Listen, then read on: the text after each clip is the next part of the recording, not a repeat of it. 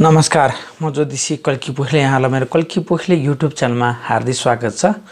सोनाका चाहिँ उपस्थिति भइसकेको छु। आजबाट भने तपाईको माझमा प्रत्येक दिन बेलुका 4 बजे अथवा यसै समयमा तपाईको माझमा चाहिँ यो च्यानलबाट तपाईहरुलाई ज्योतिष सम्बन्धीकै भिडियोहरु आउन सक्नेछ। तपाईहरुलाई यो समयहरु तालिकाहरु हेरफेर गरेको छु किनभने जुन दिनमा कर्म गर्नुपर्ने हो त्यो दिनभन्दा अगाडि नै तपाईहरुलाई चाहिँ जानकारी होस् भन्ने खालको हेतुले तपाईहरुलाई यो विषयवस्तुहरु राख्न चाहिरहेको छु। आजको मा भने तपाईको लागि जन्मेको महिना तिथिहरुमा कुनै कार्यहरु गर्नुहुन्छ, पूजा गर्नुहुन्छ कि हुन्न, ग्रह शान्तिहरु गर्नुहुन्छ कि हुन्न, यो राम्रो हो या नराम्रो भन्ने विषयवस्तुहरु लिएर उपस्थिति भएको छु। यदि मेरो च्यानलमा तपाईहरु नयाँ हुनुहुन्छ, पहिलो पल्ट हेर्दै हुनुहुन्छ भने यसलाई धेरै भन्दा धेरै माझमा पुर्याइदिनु होला। पहिलो पल्ट हेरिनु भएको छ भने यसलाई सब्स्क्राइब पनि गरिदिनु होला र साथीभाइका माझमा पनि शेयर गरिदिनु होला ताकि यो कुराहरुबाट तपाईलाई धेरै भन्दा धेरै इन्फर्मेसनहरु मिल्नको लागि सहज होस्। जन्मदिन आखिर के हो? जन्मदिन तपाईले यो जीवनमा नभइकन परजीवनमा अथवा अघिल्लो जन्ममा पनि तपाईले कुनै न कुनै प्रकारको कर्महरु गर्नुभएको एउटा त फल त्यो एउटा भाग भोगको कारणले गर्दा तपाईले यो जन्म प्राप्त गर्नुभएको हो। यो जन्म हुनको लागि तपाईको कुनै न कुनै प्रकारको योगदानहरु अनिवार्य छ। त्यही प्रकारको योगदान कुनै न कुनै प्रकारको पुरुषार्थहरु प्राप्तबाट मात्रै तपाईको यो जन्म भएको छ र म यो जन्म लिनुलाई नै भाग्यमानी हो ठान्नु होला है। यो किनभने त मेरो पुरुषार्थले मात्रै यो जन्म पाएको हो भन्ने खालको एउटा त कर्मलाई चाहिँ हाम्रो वैदिक सनातन र हिन्दू संस्कार अन्तर्गतले चाहिँ त्यस्तो खालको कुरालाई व्याख्या गर्छ र जुन दिनले पनि जन्मदिन अत्यन्तै महत्त्वपूर्ण छ। अहिले हाम्रो संस्कारहरुमा पश्चिमा संस्कृतिहरु बढी भित्रिएको छ। पश्चिमा संस्कृति भन्दा हाम्रो सनातनी संस्कारलाई बढी मूल्य मान्यता दिनुपर्ने नितान्त जरुरी छ। र जन्मदिनमा के गर्ने त? तपाई यतिको पुरुषार्थहरुबाट जन्म लिनु भएको छ, जन्म पाउनु भएको छ, यो यतिको एउटा भाग्यमानी एउटा चोला यतिकै खेर जान दिनुहुन्न। यो खालको जन्मदिनमा के भन्दा तपाईले जन्मदिनको टाइममा तपाईको जीवनमा अधिकांशहरु यात्राहरु त अब लगभग धेरै कुराहरु चाहिँ पोजिटिभहरु धेरै राम्रो कुराहरु चाहिँ तपाईको जन्मको दिन अथवा जन्मेको तिथिको आधारमै हुन्छन्। जस्तो तपाईले जीवनमा विवाह गर्दै हुनुहुन्छ भने तपाई विवाह गर्दै हुनुहुन्छ भने जन्मेको तिथिसँग बारसँग रिलेटेड तिथिहरुमै गएर तपाईको विवाह हुन सक्ने खालको सम्भावना पनि अध्ययनले एउटा रिसर्चले देखाउँछ। त्यसैगरी तपाईले जन्मेको तिथिको आधारबाट तपाई जुन टाइमिङमा विवाह भइरहेको छ त्यसै खालको तिथिहरुको आधारमा तपाईले जीवनमा जग्गा जमिन घर घडीहरु जोड्दै हुनुहुन्छ नि, त्यस्तो खालको योगहरु पनि तपाईको जीवनमा त्यस्तै खालका शुभ कार्यहरु त्यस्तै खालको तिथिहरुमा भइरहेको रेकर्डहरु छन् धेरै भन्दा धेरै। त्यसैले तपाई यो जीवनबाट नभइकन अर्को जीवनमा परिणत हुने हाम्रो अर्को जीवनलाई पनि व्याख्या गर्छ।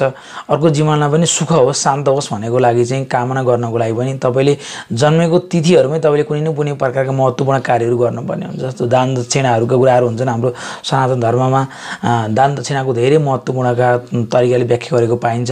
पूजाहरु गर्नु, ग्रह शान्तिहरु गर्नु, यी कारणले गर्दा पनि तपाईको जन्मेको महिना जन्मेको तिथिहरुको आधारबाट नै त्यस्तो खालको दिनहरुमा चाहिँ यदि अग्नि जुर्छ शिवास जुर्छ भने तपाईले रुद्राभिषेकहरु गर्नु, ग्रह शान्ति गर्नु नितान्तै सबैभन्दा महत्त्वपूर्ण पेटीपाट हो।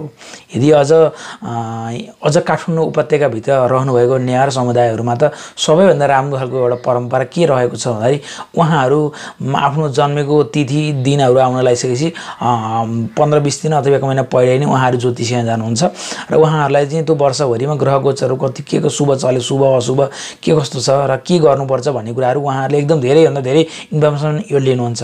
यो अरु समुदायमा अन्त पाइँदैन। काठमाडौँ उपत्यका नेवार समुदाय भित्रमा जन्मिनु भएको उहाँहरुले भने यो परिपाट नितान्त धेरै फलो गर्नुहुन्छ। त्यसैले तपाईहरु जो कोही पनि आफ्नो जन्मेको तिथि आउन भन्दा अगाडि 1 महिना अगाडि तपाईले ज्योतिषीकाङ गएर ग्रह गोचरहरु के कस्ता चलेको छन्, के गर्नुपर्छ, के दान दक्षिणा गर्नुपर्छ, यी यावत विषयवस्तु तपाईले पनि लिन जरुरी छ। यो चाहिँ तपाईले प्रत्येक मान्छेहरुको लागि यो सन्देश पुनः जरुरी छ। जन्मेको दिनको महत्त्व यसैले त जन्मेको दिनको महत्त्व छ हैन। जन्मेको दिनको टाइममा तपाईको जीवनमा नकारात्मक कुराहरु नहोस् हैन भनेर यी हरेक विषयवस्तुहरूलाई शुभ बनाउनको लागि चाहिँ जन्मेको दिनलाई एकदम धेरै पवित्र तरिकाले लिनु र अरु आफ्नो जन्मेको तिथि र आफ्नो जन्मेको योगदानको दिनलाई खुसियाली बनाएर अरूको जीवनलाई पनि राम्रो होस्, अरूले पनि बाँच्नुपर्छ भन्ने खालको हिसाबले कन्सेप्टले चाहिँ हाम्रो वैदिक सनातनले आफूले कमाएको आफूले गरेको दशांश दान गर्नु भन्ने एउटा चलन छ, जुन कारणले गर्दा ग्रह शान्ति दान दक्षिणाका योगहरूलाई अवलम्बन गरेको छ। जन्मेको दिनकै यतिको महत्त्वपूर्ण यतिको भाग्यमानी एउटा चोलाको कारण तब जीवनमा राम्रा नराम्रा ग्रह गोचरहरू अनिवार्य रूपमा चलिरहेका हुन्छन्। यी यावत विषयवस्तुहरूले तपाईँको लागि जीवनमा चाहिँ हाम्रो वैदिक सनातन संस्कार अनुसारबाट चाहिँ वरिपरिका वातावरणहरूलाई पनि एकदम पवित्र र एकदम शुद्ध बनाउनको लागि पनि तपाईँले जन्मेको तिथिहरूकै दिनहरूमै तिथिहरूकै आसपासमा र जन्मेको महिनाहरूकै आसपासमा तपाईँले पूजा गर्न एकदमै नितान्त जरुरी छ। बाँकी रह जन्मेको तिथिहरूमा जन्मेको महिनामै पूजा गर्नुहुन्छ, अरू महिनामा गर्नुहुन्न त ग्रह शान्ति गर्नुहुन्न भन्ने क्वेसन आउला। होइन, पूजा गर्नको लागि स्वस्ति शान्ति गर्नको लागि जुनसुकै महिना तपाईँको लागि पोजिटिभ रहन्छ है। ग्रह शान्ति गर्न र स्वस्ति शान्ति पूजा पाठहरू गर्नको लागि तपाईँलाई जुनसुकै महिनामा पनि अग्नि र शिववास जुर्न पर्यो र तपाईको राशिबाट 8-12 चाहिँ पर्नु भएन, विशेष त बढी। जस्तो मानम मेष राशिको तपाईँ जातक हुनुहुन्छ भने त्यो टाइममा स्वस्ति शान्ति गर्ने दिनमा चाहिँ वृश्चिक राशि र मीन राशि चाहिँ पर्नु भएन है, विशेष त बढी त्यति चाहिँ पार्नु भएन।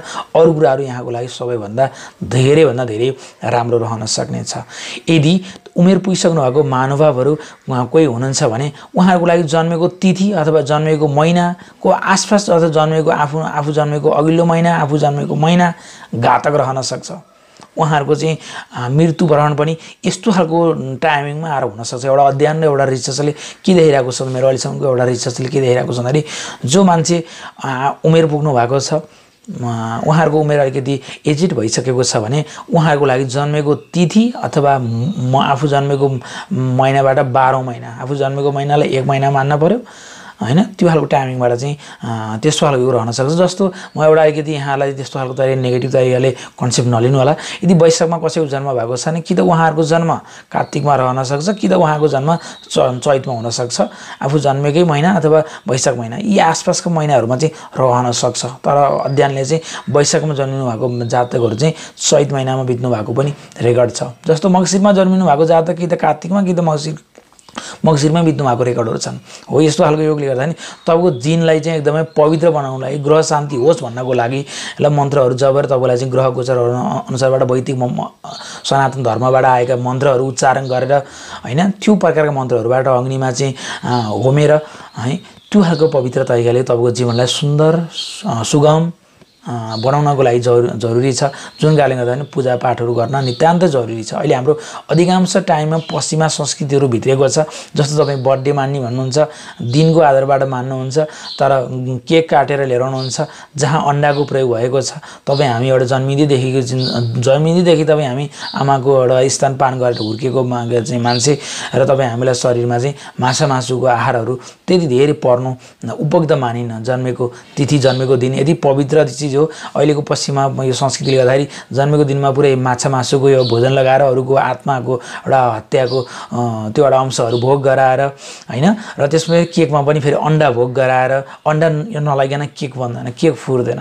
त्यो खालको परिस्थितिहरूबाट चाहिँ धेरैभन्दा धेरै विकृतिहरू भिडिरहेको छ। अझ यति मात्रै भएन, उहाँहरू दियो बाल्नुहुन्छ, बत्ती बाल्नुहुन्छ र अनि त्यसपछि गएर जब बत्ती एकदमै चकिलो भएर निम्छ त्यसपछि गएर फुर्र लाएर दियो फुकेर निभाएर उहाँहरूले चाहिँ केक काट्नुहुन्छ। यो एकदमै गलत परम्परा हो। यदि तपाईले दियो बाल्नुहुन्छ र बत्ती बाल्नुहुन्छ भने त्यो दियोलाई कन्टिन्युटी बलिरहन दिनुहोस्, बत्ती नमार्नुहोस्। बत्ती मार्नु भनेको त अब जीवनलाई चाहिँ उज्यालोबाट अन्धकारतिर धकाल्नु हो। त्यो खालको कन्सेप्टहरू यी अधिकांश कुराहरू पश्चिमा संस्कृति भित्रिएको छन्। आफू जन्मेको दिनमा जन्मेको तिथिको दिनमा मन सके तपाईँहरूले स्वस्ति शान्ति पूजापाठ गर्ने, नसके तपाईँ मन्दिरतिर जाने, गरिब असहायलाई के गर्छन् चाहिँ दान दक्षिणा गर्ने, अथवा तपाईँ कुल पुरोहितहरू धर्म कर्म साधु सन्तहरूसँग तपाईँले आशीर्वाद लिने, यी कुराहरू पनि तपाईँले गर्नुभयो भने तपाईँको जीवनलाई धेरैभन्दा धेरै राम्रो बनाउनको लागि सहज मिल्नेछ। हाम्रो एउटा संस्कृतिमाथिलाई बचाउनको लागि, हाम्रो जीवनलाई अझ राम्रो बनाउनको लागि, हाम्रो जीवनलाई एकदमै कोलाहल र तनावपूर्ण नबनाउनको लागि जन्मेको दिनहरुमा तपाईले पूजापाठ गर्नु, जन्मेको दिनको आसपासमै तपाईलेको टाइमिङमै गएर स्वस्ति शान्ति गर्नु हैन। र जन्मेको दिनको लागि चाहिँ तपाईले अरु कसैलाई पनि पीडा नदिनु हैन, कसैको आत्महत्या नगर्नु, कसैको आत्माको चाहिँ भोगहरु नलगाउनुस्, नखानुस् हैन। र कुनै जन्मदिनहरु गर्दै गर्दा तपाईँले बढिरहेको बत्ती दियोहरू विशेष त बढी दियोहरूलाई पालाहरूमा बालेको दियोहरूलाई तपाईँले फुकेर ननिभाउनुहोस्। केकहरू काट्दा पनि तपाईँले त्यसलाई चाहिँ बत्तीहरूलाई निभाउने परम्परालाई अन्त्य गर्नुहोस्। जन्मेको गते होइन आफू जन्मेको तिथि कुन हो त्यो तिथिको आधारबाट तपाईँले यदि जन्मदिन मनाउनको लागि केकहरू काट्नु भयो भने तपाईँले त्यसलाई शास्त्रीयको एउटा के हस् त्यसलाई सुधारिएर मर्यादित बनाएर लानुभयो भने तपाईँलाई जीवनमा अझ धेरैभन्दा धेरै पोजिटिभ रहन सक्छ। जन्मेको तिथि आधारबाट मनाउनुहोस्, तर माछा मासु लसुन प्याजहरू यी यावत विषयवस्तुहरू प्रयोग नगर्नु होला है। जन्मेको तिथिको दिन यदि धेरै पवित्र दिन हो जुन टाइममा एकदमै सात्विक आहारको तरिकाले अगाडि बढाउनुहोस्। माछा मासु अन्डाहरू यी यावत विषयवस्तु प्रयोग नगरिकन तपाईँले जन्मेको तिथिको आधारबाट आफूलाई पनि आनन्द होस् अरूलाई पनि आनन्द होस् भन्ने हिसाबले तपाईँले जन्मदिन मनाउनु भयो भने तपाईँको जन्मदिन जन्मेको तिथि यो आधारबाट तपाईँलाई जीवनमा धेरै राम्रो रहन सक्नेछ।